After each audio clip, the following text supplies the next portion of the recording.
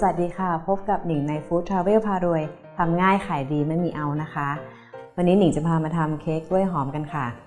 เค้กกล้วยหอมสูตรนี้ก็จะมาในแบบรูปคัพเค้กนะคะแล้วก็ขั้นตอนก็ไม่ยากส่วนผสมก็ไม่เยอะแถมยังมีอัลมอนด์กรุบกรอบโรยอยู่ข้างหน้าด้วยค่ะรับรองอร่อยถูกใจแน่นอนเดี๋ยวเราไปดูส่วนผสมกันเลยนะคะว่ามีอะไรบ้างส่วนผสมของเค้กกล้วยหอมอัลมอนด์นะคะก็จะมีกล้วยหอมสุกบดละเอียดอันนี้ต้องเลือกที่สุกมากๆเลยนะคะเพราะว่าจะเพิ่มความหอมของตัวเค้กได้มากยิ่งขึ้นค่ะต่อไปก็จะเป็นอัลมอนด์สไลซ์นะคะแล้วก็แป้งอเนกประสงค์แล้วก็น้ำตาลทรายค่ะต่อไปก็จะมีไข่ไก่นะคะน้ำมันพืช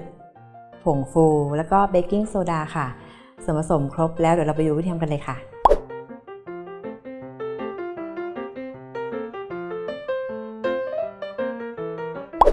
เดี๋ยวเราจะมาทำเค้กกล้วยหอมแอลมอนด์กันนะคะเริ่มด้วยเราจะต้องตีไข่กับน้ำตาลให้ขึ้นฟูค่ะ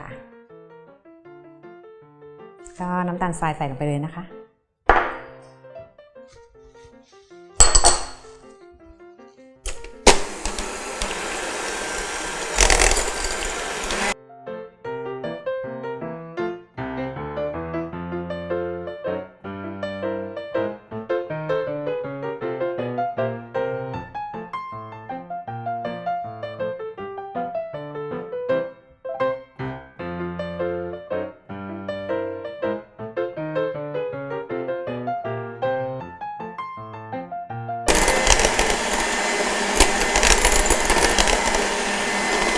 เราก็จะตีจน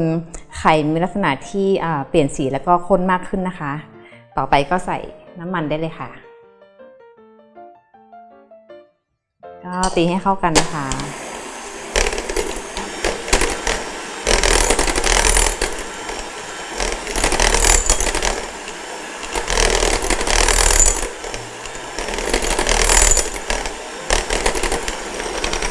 แล้วก็ตามด้วยกล้วยหอมบดนะคะ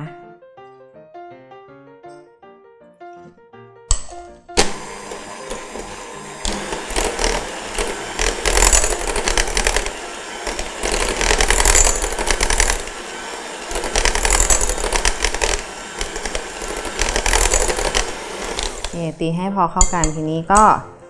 ร่อนแป้งแล้วก็ผงฟูเบกกิ้งโซดาลงไปในอ่างได้เลยค่ะใส่เลย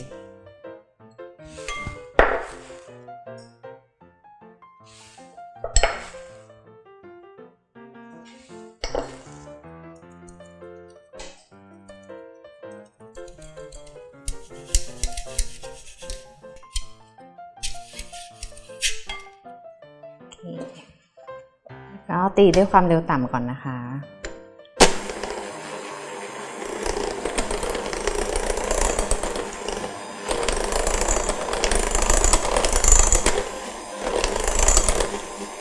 ปั่นอ่างนิดนึง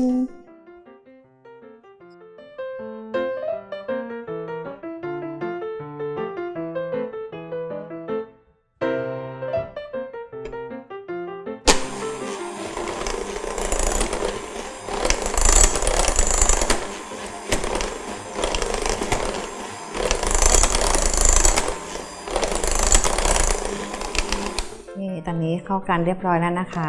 เราจะนำส่วนนี้ไปเทใส่พิมพ์กันนะคะ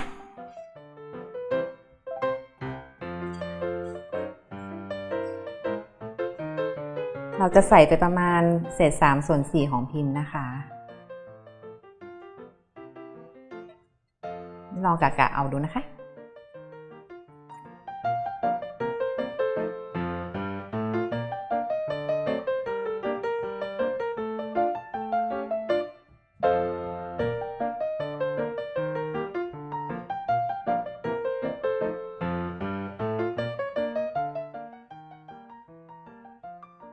นี้ตักใส่พิมพ์เรียบร้อยแล้วนะคะแล้วก็จะโรยด้วยอัลมอนด์ก่อนนะคะ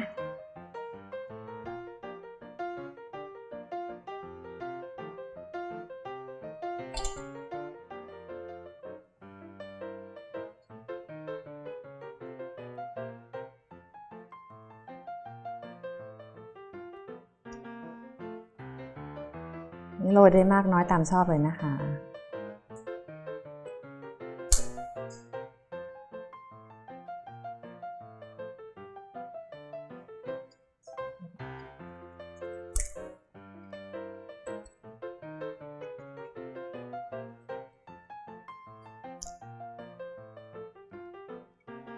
โอเค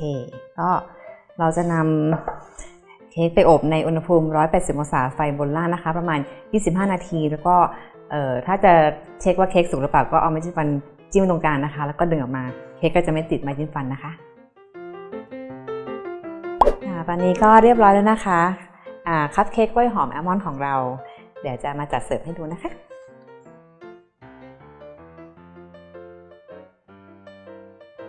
ตอนนี้ก็จะมาดูเนื้อข้างในนะคะว่าจะนุ่มแค่ไหนนะ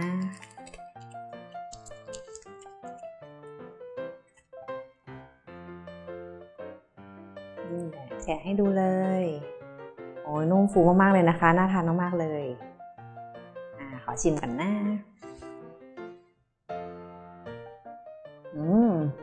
อร่อยมากๆเลยค่ะ